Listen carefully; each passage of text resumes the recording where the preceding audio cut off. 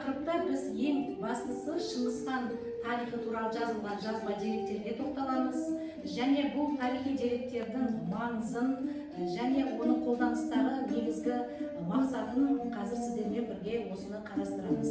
Сонымен қатар Шыңғыс ханның Орта Азия мен Қазақстан жерін жаулап алуы және осы Шыңғыс ханның Қазақстан аумағында құрылған ұлыстық жүйесі, құрылған орта ғасырлық мемлекеттер, Алтын Орда, Ақ Орда, Ноғай Ордасы және басқа да мемлекеттердің тарихын біз сіздермен бүгінгі сабақта қарастырамыз. Үйге берілген тапсырма бойынша 3 топқа бөліп, біз топтық әдісті бүгін пайдаланамыз. Ең бірінші мына видеоға назар аударыңыздар. Моңғол империясының құрылуы. Моңғол тайпаларының саяси жағынан басын біріктіріп, Моңғол феодалдық мемлекетінің негізін салушы Темучин болды. Ол тарихтағы деректер бойынша 1162 жылы, екінші бір деректер бойынша 1155 жылы ірі ноян Есугай Баһадүрдің отбасында туған. Темучин ер жетегілі негізгі қарсыластарының барлығын жеңіп, Моңғолдың бүкіл тайпаларын өзінің қол астына біріктірген. 1206 жылдың көктемінде Өнан өзенінің сағасында Темучинді жақтаушы Моңғол ақсүйектерінің Яғни 1206 жылы Шыңғыс Темучин Шыңғыс хан деп аталып, бүкіл Моңғол империясын басқарған болатын. Енді ары қарай Моңғолдың империясының жүргізген саясаты, яғни Шыңғыс ханның ұрпақтарының жүргізген саясаты туралы біз сіздермен жеке-жеке топ болып қарастырамыз. Сіздерге сөз беріледі. Қайырлы күн. Бүгін бізде Моңғол кезеңі туралы тарихи деректер және де құпия шежіресі жайында мағлұмат беріп кететін боламыз. Ең алғаш рет, яғни 13-ші ғасырдағы қалай тарихи кезеңдер болып жатқанын, Қазақстан аумағында қалай әсер етіп жатқанын деректер береді, яғни құпия шежіресі, моңғолдардың құпия шежіресі 12 дәптерден 282 бөлімнен тұрады. Яғни бұл бөлімдерде, яғни Шыңғыс ханның қалай шығу тегі қалыптасқанын, қалай жорық жасағанын, қалай билікке келгені жайында деректер қалдырылады. Алтын топшы Лупсан Данзанның жазылған еңбектердің бірі болып табылады. Бұл жерде, яғни орта ғасырлық тарихнамада Лупсан Данзан, яғни еңбек Шыңғыс ханның оның ұрпақтары жайында қалай жорықтары, Алтын Орданың Қазақстан мен жалпы Орта Азияны жаулап алғаннан кейін өзіне бағындырылған жерлерді ұлдарына бөліп берген. Жошы хан ұлына, яғни Дешті Қыпшақ аумағын бөлген болатын. Яғни қазіргі Қазақстан аумағындағы бүкіл жерді қамтылған болатын. Яғни жалпы қорытындылай келе, Шыңғыс ханның нақыл сөзі жеңістің мүмкіндігі тек шабуылда деген қорытындымен аяқтағым келеді. Бітірде қысқаша айтқанда, батыл қадам жасаған адам шынайы жеңіске жетеді деген нақыл сөзбен аяқтағым келеді. Назарларыңызға рахмет. Жақсы. Келесі студентке сөз берейік. Келе ғой. Мен бүгін біздің тарихымызда аса маңызды орны бар Шыңғыс хан мен оның 4 ұлының портретіне талдау жасай кететін болсам, Шыңғыс хан бізде осы Орта Азияда ірі империя құрған, осы Моңғол империясының негізін салған осы бізде Шыңғыс хан. Ол кейбір деректерде 1155 жылы және де кейбір жазбаларда 1162 жылы Моңғол аймағының Кендітау аймағында, яғни Анон өзенінің шегінде, Бодон деген жерде Есугей Баһадүрдің отбасында дүниеге келген ежелгі ру басшысы болып саналады. Шыңғыс ханның шын есімі Темүжін болған. Темүжін 9 жасында әкесі татарлардың қолынан қаза тапқан болатын. Заңды түрде осы несі болған, өзінің елшілігіне алған болатын Моңғол империясымен және де осы түркі-моңғол әскерлерін өзінің мұралығына алған болатын. Жақсы. Рахмет, отыра ғой. Келесі студент келе қойыңыз. Мен территорияларымен облыстарына тоқталып өтетін болсам, ең алдымен біз Шыңғыс ханның Қазақстанға жорығынан бастасақ, 1219 жылы Шыңғыс хан Қазақстанға келген болатын. Ол өзінің үлкен ұлы Жошыға Сырдарияның бойында қалаларды жаулап алуға тапсырма берсе, Шағатай мен Үгедейге Ашнас, Отырар, Сығанақ секілді қауқарлы қалаларды басып алу үшін тапсырма берген болатын. Ал өзі Төлеұлымен Орта Азияға жорыққа аттанды. Осылайша біздің тарихымызда 1219 бен 1224 жылдар аралығы моңғол шапқыншылығы кезеңі деп аталды. Осында Шығыс Түркістан жерлерін алып жатты. Ал Үгедей ұлысы бізде Жетісудың шығыс бөлігі, сонымен қатар Батыс Моңғолия және де Оралдан Тарбағатайға дейінгі аймақта алып жатқан болатын. Төле ұлысына келер болсақ, Төле деген бізде Шыңғыс ханның екінші ұлы болғандықтан ол батыс Монғолияда ел кетіп қалған болатын. Және де айта кететін ең маңызды нәрсе, бізде Жошы хан Шыңғыс ханнан ерте қайтыс болғандықтан бұл территорияға басшы болып бізде Бату хан қалады. Негізі бұл төрт ұлыстың барлығы бір орталыққа бағынған, хандық билікке бағынды. Жақсы, рахмет, отыра ғой. Ал енді студенттер үйге берген тапсырма бойынша біз топқа бөлініп, сабағымызды ары қарай жалғастырамыз. Бірінші топ, сіздер қандай тақырыпқа дайындалып келдіңіздер? Айта ғой.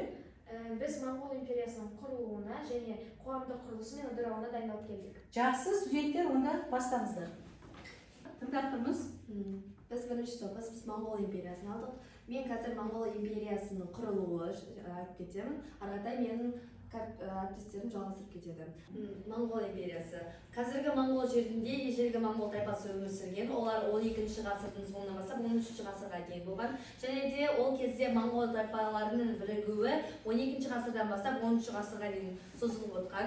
Әлі күнге дейін бізде Шыңғыс ханның жерленген жері табылмаған. Өйткені ол жерленген жерге апарған адамдарды жолай өлтіріп отқан. Келесі бізде Моңғол империясының құрылымы. Моңғол империясының толықтай дерлік Шыңғыс хан өзі басқарған, оның қасында жаза білетін және тіл білетін тілмәш уәзірлер жүрген болатын. Ол өзінің Моңғол империясын 95 түмені әкімшілік аймаққа бөлген, әр түменде 10 000 адамнан болған. Жау жерсе де өлім жазасына кеседі деген қатаң тәртіп шаралар қолданған болатын. Және алғашқы жорықтарын айта кетсек, Шыңғыс хан Моңғол империясын құрғаннан кейін көрші мемлекеттерге жорық жасауды ұйымдастыра бастады. Оның мақсаты ол өз мемлекетінің жерін ұлғайтып, өз билігін нығайту болды. 1207-1208 жылдары Шыңғыс ханның үлкен ұлы Жошыны жорыққа жіберген болатын. Шыңғыс ханның солтүстік Қытайға шапқыншылығы туралы қысқаша айта кететін болсақ, 1211 жылы Шыңғыс хан солтүстік Қытайға қарай жорық жасайды. Бұл кезеңде Қытайдың солтүстік бөлігінде Цин мемлекеті басқарып отырған болатын. Цин мемлекетінің астанасы Чинду, қазіргі Бейжің қаласының басы болады. Бұл Шыңғыс ханның Қытайдағы ең ірі басқыншылықтарының бірі болады.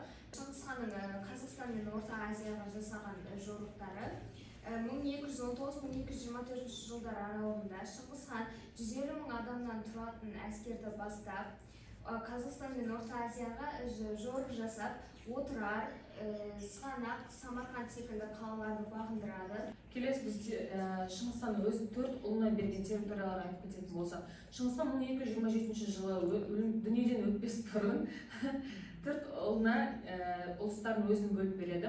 Ең үлкен ұлысын бірінші Жошы ұлына береді, үлкен ұлына. Оның территориясы ертістен Еділге дейін болады. Және Жошы ұлысынан кейінгі пайда болғандар Ақ Орда, Алтын Орда, Ноғай ордасы және Әбілқайыр хандығы болады. 241 жылдары оның әлсірейді. 14 ғасырда ол өлгеннен кейін, үгеден қайтыс болғаннан кейін мүлдем жоқ болып кетеді. Жақсы, рахмет, отыра қойыңыздар. Ал енді студенттер, біз басқа деректерде Шыңғыс хан тарихы қалай айтылады, соған кезек берейік отырмыз. Біздің студентіміз қазір Қытай елінде оқып келген, сол Қытай тарихында қалай Шыңғыс хан туралы айтылған екен, соны тыңдайық кәне. Қазір енді мен апайдың ұсынысы бойынша Шыңғыс хан туралы Қытай деректерінен бір-екі ауыз айтып өтейін. Шыңғыс ханның әкесі өлгеннен кейін, Темучин өлгеннен кейін бүкіл туыс-туғандары оны тастап, өздері басқа жұртқа қоныс аударып кетеді. Сонымен ол 13 жасында өзінің әкесінің бір туған аталас бір туғандарының барлықтары оны ұстап алып өлтірмекші болады. Сол кезде бір ерекше бір дерек бар. Ол жерде сол тайпалардың бірінде қымыз таситын отбасы жүннің арасына жасырып оны құтқарып алады. Сол өмірінде 13 жасындағы сол өміріндегі ең үлкен өлім жазасынан кейін ол ешқашан мейірімділікті, жүрек жұмсақтықтың бәрін ұмытып, өмір бойы Шыңғыс хан соғысқа мәңгілікке өзін арнайды.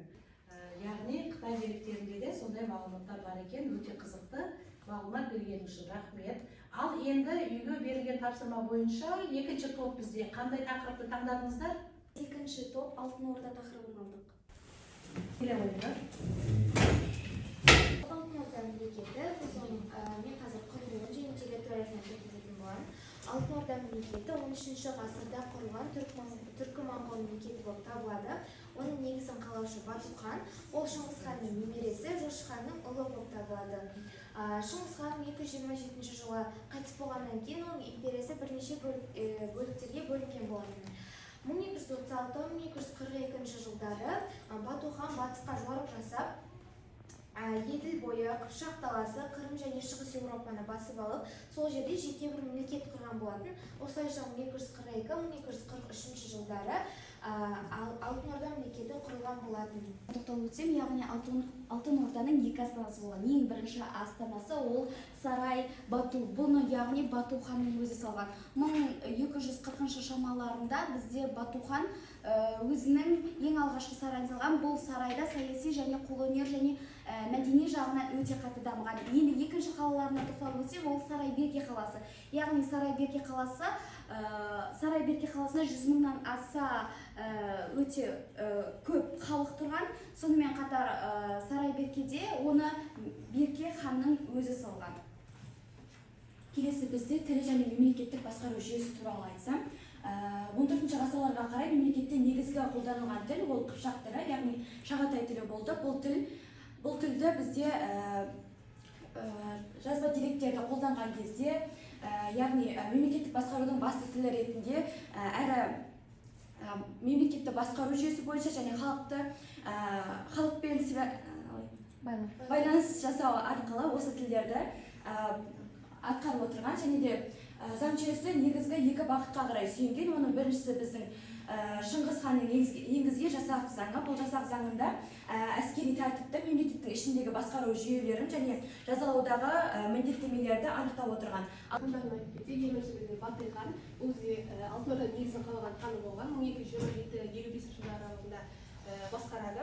Және Алтын Орданың негізін қалаушы және 1235 жылы бізде құрылтай өткізіп, 1236-42 жылдардың аралығында Еуропаға жорық жасайды. Соның нәтижесінде Русь князьдіктерін бағындырып, өзіне салық төлеткен болатын. 57-66 жылдары бізде Берке хан басқарған және ол ислам дінін ең алғаш рет өзі қабылдаған хан болған болатын.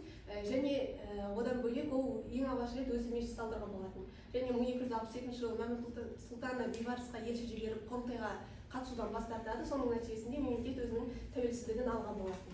Сол салық жинаушыларды дарулар деп аталған, ал басқалықтар әскери және де сол салықты басқарушылар болып жүйеленген болатын. Ендігі кезекте біз Алтын Орданың мәдениеті, қалалары және рухани өмірі туралы және Алтын Орданың күйреуі туралы айта кететін болсақ, жалпы Алтын Орда бізде 13-15 ғасырларда өмір сүрген Еуразия кеңістігіндегі ірі мемлекеттердің бірі болып табылады. Алтын Орда бізде әлсіреу себебіне ішкі залалсыздықтар пайда болды. Яғни айтқанда ол бізде 1380 жылғы Куликова шайқасы мен сонымен қатар Әмір Темірдің жорықтары себеп болған болатын. 15 ғасырда Алтын Орда күйрегеннен кейін, одан кейінгі қалалар бізде қайтадан орныға басталған болатын. Ол қалаларды айта кететін болсақ, бізде Ақ Орда, Ноғай Ордасы, Сібір хандықтары және Астрахан. Бүгін екінші топ өздерінің дайындалған тақырыптарын айтып келді. Рахмет. Енді үшінші топ сіздер қандай тақырыпқа дайындалдыңыздар? Иә, айтамын. Біз үшінші топпыз, біздің дайындалып келген тақырыбымыз Моғолстан мемлекеті. Жақсы. Үшінші топ студенттерін тыңдайық. Келіңіздер.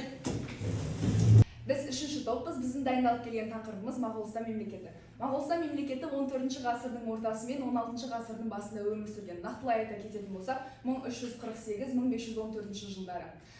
Негізін қалаған Тоғылық Темір ол 1348-1367 жылдары билік етті. Шағатай ұлысының шығыс бөлігіндегі аймақтарды біріктіре отырып, осы мемлекетті құраған болатын.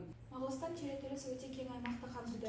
Оның құрамына Жетісу өңірі, Шығыс Түркістан аймағы және Іле аңғары кірді. Сонымен қатар қазіргі Қырғызстан жерінің белгілі бір аумағы Моғолстанның құрамына кірді.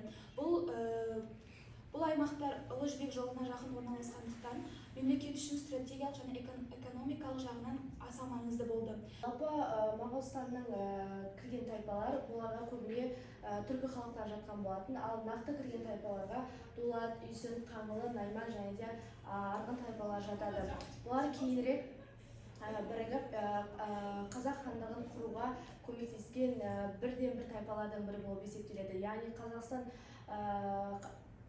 қазақ хандығының көптеген бөлігінде осы Моғолстан мемлекетінің тайпалары көптеп кездеседі. Жалпы бізде Моғолстан мемлекетінің басқару жүйесіне келетін болсақ, яғни бұл жерде басқару түрі хандық басқару жүйесі болып табылады. Яғни жоғарғы лауазымы ол бізде хан, яғни ол бізде өзінің билігін жүргізіп, басқа да мемлекеттермен саясатын орнатқан болады.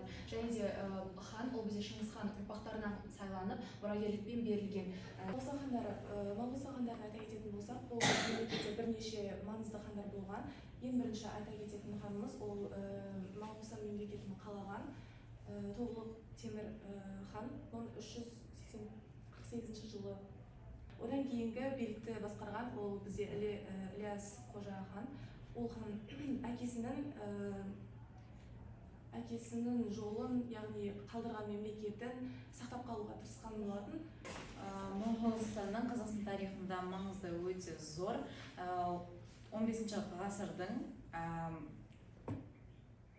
ғасырдың ортасында, яғни 1450 жылы Кереймен Жәнібек сұлтандар Әбілхайыр хандығынан бөлініп, Моғолстанға көшіп келді. Сол кездерде Моғолстанның билеушісі Есенбұға оларды құшақ жая қарсы алып, оларға Жетісудан қоныс берді. Ал үшінші топ студенттері де 13-15 ғасырлардағы орта ғасырлық мемлекеттердің тарихына жан-жақты дайындалған. Рахмет. Ал енді кері байланыс жасау үшін біз ойын әдісін қолданамыз және сұрақ-жауап әдісін қолданамыз. Бірінші ойынға сөз берейік. Келе ғой, бастайық. Барлықтарыңа сәлем қыздар. Бүгін біз осы сабақтардың барлығын қорытындылау мақсатында ақиқат және жалған деген ойын ойнайтын боламыз. Сіздерге кезең-кезеңмен орындарыңыздан қалаған қыздар тұрып, осы сұрақтарға жауап берсе болады. Олай болса, бірінші сұрағымыз яса Шыңғыс ханның заңдар жинағы ма? Амина. Ақиқат. Қазір тексеріп көрейік. Дұрыс. Келесі сұрағымыз 1208 жылы құрылтайда барлық моңғол тайпалары бірігіп, Шыңғыс ханды әміршілердің ханы деп таныды. Бұл қандай? Жалған. Негізі 1206 жылы болған. Дұрыс. Шыңғыс хан 1227 жылы қайтыс болды. Ақиқат. Дұрыс. Шыңғыс ханның кіші ұлы Төленің ұлысы Моңғолия жері. Қарақат. Ақиқат. Дұрыс. Келесі сұрақ. Алтын Орданың астанасы Қарақорым. Ақиқат. Жалған. Бату хан 1236-1242 жылдары батысқа Еуропаға жорық жасады. Бұл рас па? Білім. Ақиқат. Алтын Орданың нәубет кезеңі 1359-1379 жылдар аралығында болды. Ақиқат. 1369 жылы. Дұрыс. Келесі бізде ойын, жаңағы сабақ айтып шыққан үш топқа арнайы сөз жұмбақтар. Бірінші тобымызға.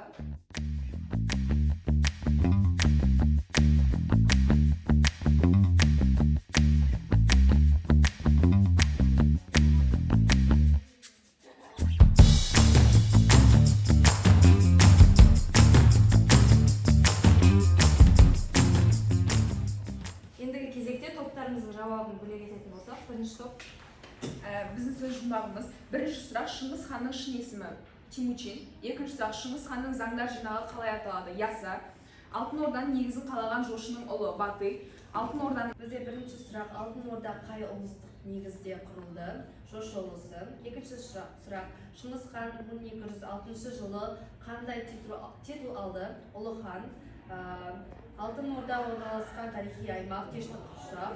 Моңғол империясының негізін қалаушы Шыңғыс хан 13 ғасырда құрылған ірі көшпелі империя Моңғол.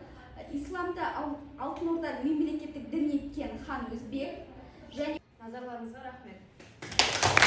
Ал студенттер, сіздермен бүгін ашық семинар сабағы моңғол дәуіріндегі Қазақстан. Осы тақырыпты жан-жақты талдадық. Ең бірінші тарихи деректерге талдау жасадық. Екінші Қазақстан аумағында құрылған ұлыстарға, ол ұлыстық жүйесінің негізінде қалыптасқан 13-15 ғасырлардағы мемлекеттер тарихын сіздер меңгердіңіздер деп ойлаймын. Және студенттермен кері байланыс жасалды. Қорытынды сабақтың қорытындысы ретінде сіздерге бірнеше сұрақтар қойғым келеді, соған жауап беріңіздер. Бүгін сабақты қорыту үшін әр студент осы моңғол дәуіріндегі Қазақстанды қалай бейнелейтін еді, содан ассоциация құрайық. Бір ауыз сөзбен сіз осы моңғол дәуіріндегі Қазақстанды сипаттаңыз. Сөйлеп айтқан кезде сіз бір-бірлеріңізді қайталануға тырыстыңыздар. Ал бастайық. Бастаңыз. Жасақ. Дұрыс. Тәртіп. Тарих. Әскер, егемен, Ұлыс. Батылдық. моңғолдың құпия шежіресі, Мемлекет. Заңдар жинағы. Қатал тәртіп. Жорықтар. Қалалар. Жаужүрек. Шыңғыснама. Билік. Тарихи кезеңдер. Хандық басқару жүйесі. Қазақ хандығына жол ашу. Саясат. Осы жерде қай студенттің сөйлемі сіздерге ұнады? Кәусардың барлығы. Кәусардікі қандай болды? Моңғол шежіресі. Жақсы. Маңызды тұлғалардың бірі Шыңғыс ханның мемлекетінің тарихына тоқталдық. Дайындықтарыңызға рахмет. Сонымен біз сабағымызды бүгін жабық деп жариялаймыз. Назарларыңызға рахмет.